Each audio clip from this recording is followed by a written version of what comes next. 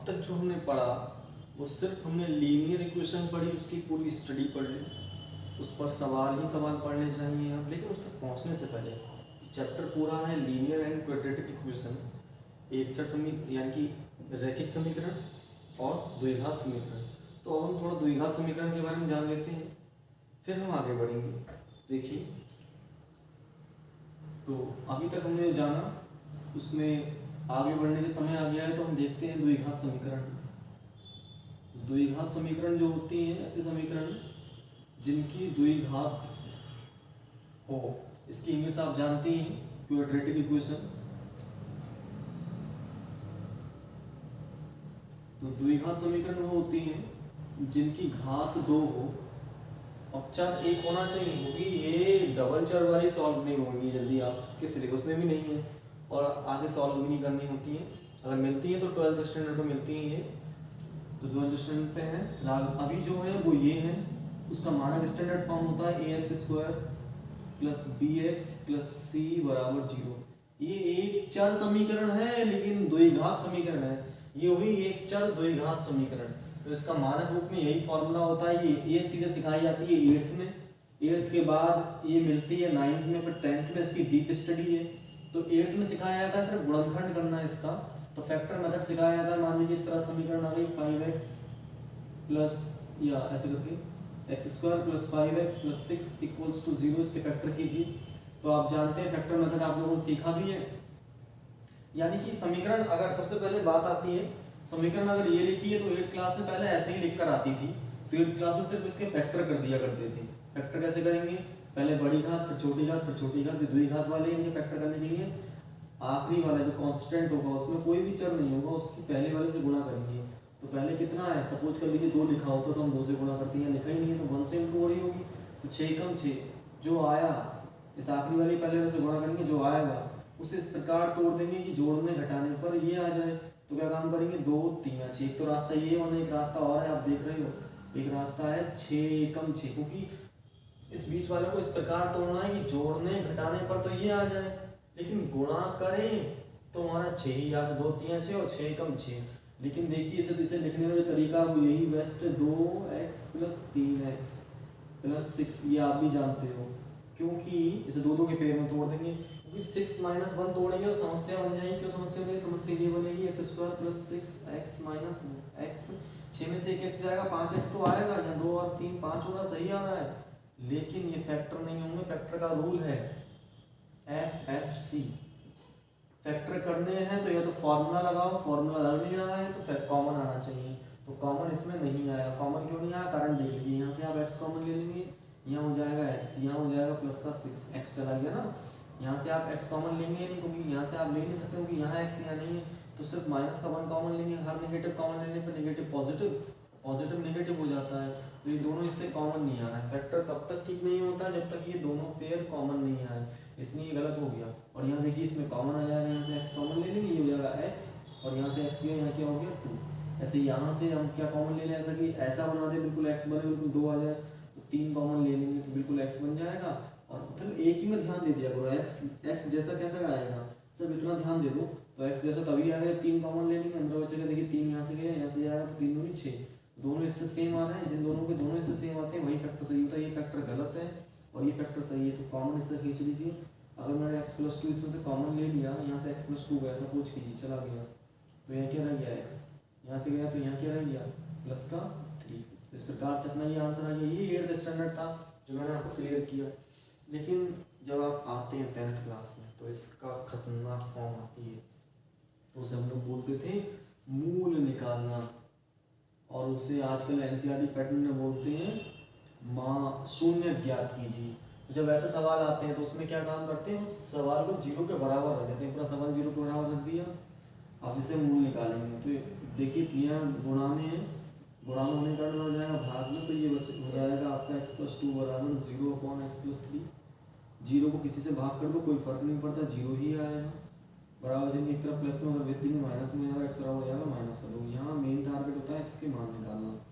फिर हमने इसे 0 के लिए भेजा, अगर हम इसे भेजते तो भी तो क्या आता, 0 ही आता, तो ये बचता आपका, है ना, तो 0 आया था। अगर हम इसे भेज देंगे तो गुणा में है तो गुणा वाला भाग में चला जाएगा, इसे भेज सकते हैं, प्लस का 3 तो भेज देंगे माइनस का हो जाएगा। तो x के दो मूल आ रहे हैं, -3 -2, x के दो मान आ रहे हैं, x बराबर आ रहा है आपका -2 और -3। तो ध्यान रख लीजिए जितनी घात उतने मूल। पिछले वीडियो में बताया था जब हमने लीनियर इक्वेशन स्टार्ट की थी। तो यहाँ पर समझ लीजिए यहाँ पर घात कितनी है, 2 घात, तो 2 मूल। भाई 3 घात आएगी तो 3 मूल होंगे, ये मैं आपको दिखाऊंगा। 4 घात आएगी तो 4 मूल होंगे, मैं इसी वीडियो में आपको बताऊंगा। फिलहाल मैं आपको ये सलाह दूंगा, ये जो टॉपिक मैं पढ़ा रहा हूँ आपको, ये पॉलिटेक्निक के लिए तो इम्पोर्टेंट है क्योंकि पॉलिटेक्निक के सिलेबस में भी है। फिर 10th क्लास के लिए भी मोस्ट इम्पॉर्टेंट है क्योंकि 10th क्लास में पूरा एक चैप्टर ही इसी पर है। एक चैप्टर है द्विघात समीकरण, पूरा इसी बेस्ड है। और 10th क्लास में पहले से भी एक चैप्टर था द्विघात समीकरण जो इस पर बेस्ड था, सिर्फ इसी इक्वेशन पर बेस्ड था। लेकिन अब उसमें 2 चैप्टर आ गए हैं, एक बहुपद और दूसरा द्विघात समीकरण। दोनों चैप्टर इसी पर बेस्ड है। तो दोनों चैप्टर तो किसी को सीखने हैं तो उसे ये वीडियो जरूर देखनी है और ये चीज़ ज़रूर सीखनी है। बाकी तो आप लोगों की समझदारी है ही, क्योंकि बेसिक स्टैंडर्ड भी है और सभी कॉम्पिटिटिव एग्जाम्स में इसकी नॉलेज आपको होनी चाहिए। तो ये अपना द्विघात समीकरण चल रहा है। फिर आगे हम बढ़े तो द्विघात समीकरण पर फॉर्मूलाज आते हैं। एक तो मेथड ये था, ये 8th स्टैंडर्ड तक था। फिर हमारा एक ऐसा तरीका भी आता है इसमें फैक्टर नहीं होते हैं। मान लीजिए कोई सवाल आ गया इस तरह से 5x + 5x² + 11x + 132, इस प्रकार से मान लेते हैं 13 21 आ गया, इस तरह से आ गया मान लीजिए लंबा सा। तो ये बहुत तगड़ा सवाल है, या ऐसा सवाल आ गया इसका फैक्टर नहीं हो रहा है हमारा इस मेथड से। भाई 8th में तो सिलेक्टेड क्वेश्चन होते थे, लेकिन 10th क्लास में तो ऐसा नहीं है ना। तो क्या हो जाएगा, जब ऐसी कंडीशन आ जाएगी तो वहाँ पर हम लोग क्या काम कर देंगे, श्री धराचार्य अंकल जी को याद करेंगे, धराचार्य फॉर्मूला लगाएंगे। तो उसका नाम है श्री धराचार्य सूत्र। तो श्री धराचार्य सूत्र, धराचार्य अंकल फॉर्मूला लगाएंगे। तो इसे हम लोग बोलते हैं फॉर्मूला, सूत्र विधि या फॉर्मूला मेथड। इंग्लिश मीडियम में से फॉर्मूला मेथड बोलते हैं, धराचार्य नाम नहीं जानते हैं वहाँ पर, तो यहाँ पर हम धराचार्य बोलते हैं इसे।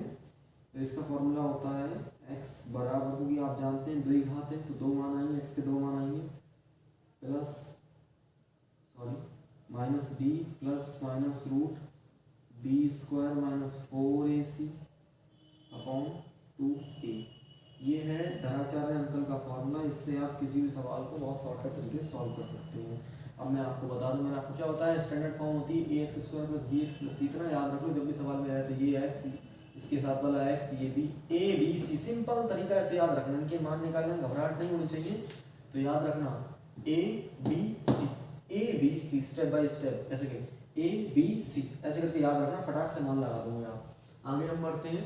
तो इन पर जो डीप स्टडी होती है, वो डीप स्टडी में अगर बात करें, देखिए बात आती है मूलों के योगफल पर। तो द्विघात समीकरण के 2 मूल होते हैं, आप चाहे अल्फा मान लीजिए, बीटा मान लीजिए, वही डेल्टा मान लीजिए, इस प्रकार से डेल्टा मान लीजिए, गामा मान लीजिए या म्यू मान लीजिए। तो मान सकते हैं, इसमें कोई ज़बरदस्ती नहीं, कोई सा कुछ भी मान लीजिए, अल्फा बीटा गामा थीटा कुछ भी मान सकते हैं। तो फिलहाल हम अल्फा बीटा लेकर चलते हैं, क्योंकि अल्फा बीटा आप लोगों ने ज़्यादा पढ़ा होगा। तो मूलों का योगफल आता है, फॉर्मूला आता है मूलों के योगफल का। मूलों का योगफल बराबर होता है -b/a। मूलों का योगफल कभी भी निकालना होगा तो लगाएंगे -b/a। फिर उसके बाद मूलों का गुणनफल आता है, तो होता है अल्फा × बीटा बराबर c/a। मूलों का गुणनफल आएगा तो c/a, योगफल आएगा तो -b/a। ये बात आपको याद रखनी। हालांकि मैं पूरा लिख सकता था ऐसे करके, लेकिन लिखने में बहुत टाइम लग जाएगा और आप लोगों को सिर्फ सीखना है ना, तो सबसे बेस्ट है मूलों का योगफल बराबर ये फॉर्मूला याद रखना है, अल्फा + बीटा बराबर -b/a, मूलों का गुणनफल बराबर c/a। ये रही द्विघात समीकरण तक की इतनी जानकारी। लेकिन इतने संतुष्टि नहीं होनी है, आगे बढ़ना है। आगे बढ़ने में क्या आएगा, आप देखिए आता है जब मूल ज्ञात हो तब द्विघात समीकरण। आपको सवाल में मूल दे दिए जाएंगे। ऐसे कि क्या होता है ना, सवाल में ऐसा ये दे दिया, सवाल पूरा बहुत कठिन है, बोलना है मूलों को योगफल गुणनफल बता दो, तो आप इस फंडे से योगफल गुणनफल निकाल देंगे और बोला कि मूल निकालो तो फैक्टर विधि से निकालेंगे। अब दूसरा बोल रहा है मूल आपको दे दिए, मान लीजिए एक बोल रहा है मूल उसने दे दिया 1 2 -2 और -3 बोल रहा है। ये आपके सामने मूल रख दिए मैंने -2 -3। आप बिल्कुल समीकरण बताओ क्या होगी। तो समीकरण कैसे निकालेंगे, समीकरण क्या थी इसकी, आपने देखा इसकी समीकरण ये थी। तो ये समीकरण कैसे बनाएंगे, तो यानी कि क्वेश्चन को सॉल्व करके तो आंसर निकालो। क्वेश्चन, उस आंसर का ही क्वेश्चन बना दिया स्कूल टीचर्स ने या बोर्ड के टीचर्स ने, तो उसमें क्या हो जाएगा, बोर्ड में सवाल आते हैं इस तरह के, तो इस मान से उस समीकरण को निकालना, यानी कि जब मूल ज्ञात हो तो समीकरण, कौन समीकरण, द्विघात समीकरण के लिए फॉर्मूला है, तो उसका फॉर्मूला है एक्स स्क्वायर माइनस मूलों का योगफल यानी कि alpha plus beta into x plus मूलों का गुणनफल अल्फा इंटू बीटा बराबर 0। इतना याद रखिएगा, सबसे बेस्ट तरीका यही है। एक्स स्क्वायर माइनस हिंदी में लिख लीजिए मूलों का योगफल, ये सबसे बेस्ट है। मूलों का योगफल का फॉर्मूला होता है alpha plus beta into x plus मूलों का गुणनफल लिख लीजिए हिंदी में, या सबसे बेस्ट है अल्फा इंटू बीटा। तो ये आपको फॉर्म याद रखनी है, ये फॉर्मूलाज को अच्छी तरह आपको आने चाहिए। इन फार्मूलाज की पकड़ को अच्छी बनाइएगा, कोशिश कीजिएगा, ट्रिक वाइज याद रखें। ये सारे फार्मूलाज बहुत काम के हैं। आगे बढ़ते हैं, द्विघात समीकरण खत्म नहीं हुई है, द्विघात समीकरण की होगी 2 चैप्टर में 10th क्लास में। द्विघात समीकरण में छोटी मोटी तो है नहीं, पूरा 11th क्लास में इस पर एक चैप्टर बहुत तगड़ा। तो आप तो कॉम्पिटिटिव एग्जाम दे रहे हैं, आपको तो एंट्रेंस एग्जाम निकालना, पॉलिटेक्निक का या अन्य एग्जाम में किसी को निकालना हो, किसी को एसएससी निकालना हो, किसी को टेट निकालना होगा, सीटेट निकालना होगा, किसी को सुपर टेट, तो बहुत सारे एग्जाम से, कोई एक एग्जाम से नहीं है ना। तो देखिएगा, किसी को रेलवे निकालना है तो रेलवे में भी है। तो हम बढ़ते हैं आगे। अब आता है विविक्त कर।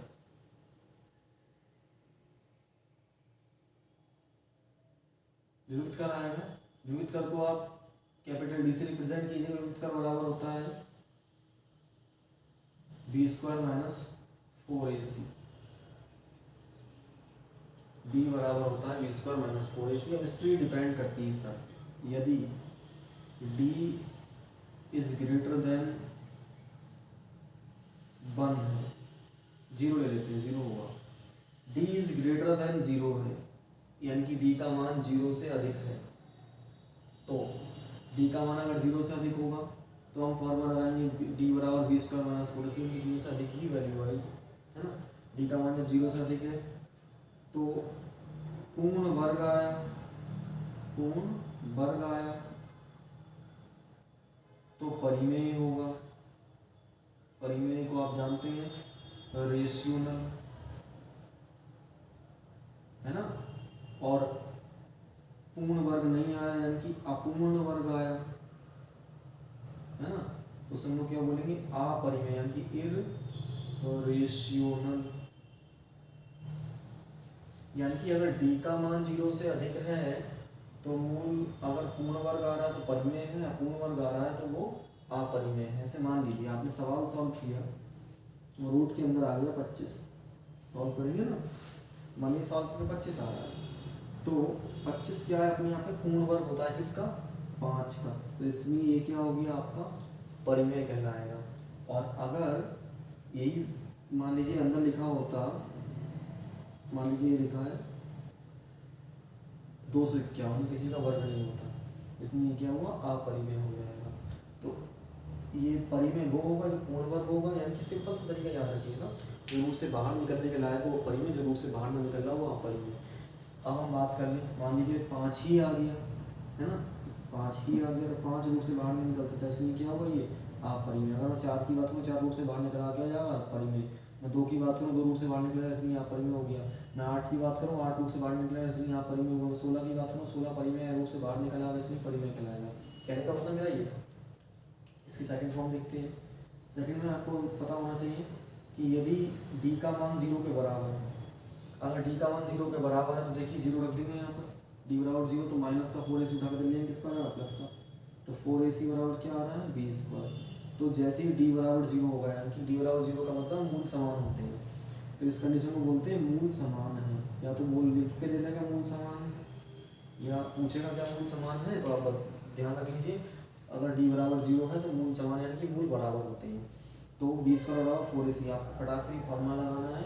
उन्होंने कहा d का मान 0 से अधिक है, तो आप इस तरह का याद रखेंगे, ये टर्म्स याद रखेंगे आपको। उन्होंने कहा मूल समान है, इसका मतलब तो समझ जाइए बी स्क्वायर बराबर 4ac, एकदम शॉर्टकट तरीके से मान निकाल लीजिए। तो d बराबर 0 जब आएगा तो मूल समान होते हैं, ऐसी कंडीशन में बी स्क्वायर बराबर 4ac लगाना है। और याद रख लीजिए 0 आपका परिमेय संख्या है, ना कि अपरिमेय, इतना याद रखिएगा। अगर आपको डीपली जानना है 0 परिमेय है या अपरिमेय है, इसकी बेस्ट स्टडी जो हमने 9th क्लास को पहली जो एक्सरसाइज पढ़ाई है 2.1.2, अब वहाँ से 1.1 वहाँ से आप सीख सकते हैं। फिलहाल आप इतना जान लीजिए 0 एक परिमेय संख्या है। फिर हम थर्ड पोर्शन अगर इसका लेते हैं तो थर्ड आता है डी का मान अभी क्या था, 0 से अधिक था, 0 से बराबर था, 0 से कम आ गया, डी इज लेस देन 0, है ना। डी का मान 0 से कम आया, तो डी का मान जब 0 से कम आएगा तो मूल काल्पनिक होते हैं। फॉर्मूला सेम वही लगेगा, डी बराबर बी स्क्वायर माइनस 4 से, लेकिन मूल क्या हो जाएंगे, काल्पनिक हो जाएंगे। अगर रूट के अंदर वैल्यू आ रही है तो मूल काल्पनिक हो गए आपके। तो इस प्रकार से याद रखना है आपको। ये पूरी द्विघात समीकरण की स्टडी थी जो आपको बता दी गई। फिर अब हम बढ़ते हैं त्रिघात समीकरण की ओर। हालांकि वो पॉलिटेक्निक के सिलेबस में है नहीं, लेकिन एक दो सवाल उस पर आ चुके हैं अब तक, इसलिए बताना ज़रूरी है। और 10th क्लास में तो वो सिलेबस में ही है, पहले 10th में थी नहीं, पहले सिर्फ 11th में थी वो, अब तो वो 10th में आ गई है, 11th में नहीं है। 10th में बच्चों को सिखा दी जाती है, और भी अदर कॉम्पिटिटिव एग्जाम्स में तो सारी ही आती हैं, एक थोड़ी आती है। तो आगे हम बढ़ते हैं, तो त्रिघात समीकरण की बात करते हैं। तो त्रिघात समीकरण यानी ऐसे समीकरण जिसकी घात 3 हो, तो ट्रिपल पावर इक्वेशन बोलेंगे ना हम। तो इन इक्वेशन को करने के लिए क्या करेंगे, ये चीज़ें भी सेम इसमें लगती हैं। त्रिघात समीकरण का मानक रूप याद रखिएगा, ax³ plus bx² plus cx plus d बराबर 0। ये है त्रिघात समीकरण का मानक रूप। सेम सिंपल, आपको मालूम होगा द्विघात में क्या होता है, ax² plus bx plus c बराबर 0। आपने देखा कि जो बड़ी घात उसके पास a, तो यहाँ पर ही वही हो रहा है, जो बड़ी घात उसके पास a, यानी कांस्टेंट उधर की ओर खिसक रहा है। पहले c कांस्टेंट था, अब 3 घात में c भी चरों के साथ आ गया है, अब d कांस्टेंट हो गया है। ऐसे चतुर्थ घात में क्या आएगा, चतुर्थ घात में आपका आ जाएगा a x⁴। देखिए a इधर खिसक आया, b x³ के पास पहुँच गया, और c x² के पास पहुँच गया, और d x के पास पहुँच गया, और अगला कांस्टेंट e आ गया। इस प्रकार से चतुर्थ घात बन गई। तो ये त्रिघात में क्या होता है, त्रिघात का स्टैंडर्ड फॉर्म याद रखिएगा। अब इसमें भी क्या होता है, मूलों का योगफल बात करेगा तो alpha plus beta plus gamma. तो सेम डिट्टो टेक्नोलॉजी उसी की तरह लगेगी। 3 मूल होते हैं, देखिए जितने घात उतने मूल। तो मूलों का योगफल भाग क्या देखा, -b/a। तो यहाँ पर ही वही है, मूलों का योगफल हो जाएगा -b/a। ये कितना है, ये अपना ये रहा। याद रखना, अब b x² के पास है, a x³ के पास है। उस समय b क्या था, x के पास था, और a क्या था, x² के पास था। फिर आता है इनका मूलों का into alpha into beta into gamma. तो इन तीनों का गुणनफल क्या आता है, d/a। और इन तीनों का अगर डबल इंटू बात करें, alpha into beta plus beta into delta या gamma plus gamma into alpha, तो बराबर हो जाएगा हमारा c/a। तो ये हमारा इस तरह से फॉर्मूलाज कंप्लीट हो जाते हैं, यानी कि -c/a होगा, तो -c/a। तो इस प्रकार से हमें त्रिघात निपटाना है। त्रिघात 10th क्लास के लिए बहुत इंपॉर्टेंट है। और चतुर्थ घात भी आ गए हैं। चतुर्थ घात में ये टर्म्स नहीं होती है, सिर्फ याद रखिएगा। द्विघात समीकरण ज्ञात करने के लिए सिर्फ यही तरीका अपना सकते हैं, इसके अलावा किसी और समीकरण, किसी 3 घात चतुर्थ घात के लिए तरीका नहीं लगता है। ये सिर्फ इसी के लिए है। और अब हम स्टडी करें तो इसकी एक फॉर्म होती है, वो फॉर्म आपको बताना चाहिए। एक तो ये होती है चतुर्थ घात की एक फॉर्म और होती है, वो होती है x minus alpha x minus beta और x माइनस गामा और x माइनस डेल्टा इक्वल्स होता है ax⁴ plus bx³ plus cx² plus dx plus e। तो ये एक इसकी फॉर्म है, इसकी ज़रूरत 10th क्लास में लॉन्ग क्वेश्चन करने में पड़ती है। तो इस तरह के हैं, मैं आपको सिखाऊंगा, सारे सिलेबस में आपके हैं। तो यहाँ से हम स्टडी आगे बढ़ाएंगे। अब तो हम आपको मिलते हैं नेक्स्ट वीडियो में।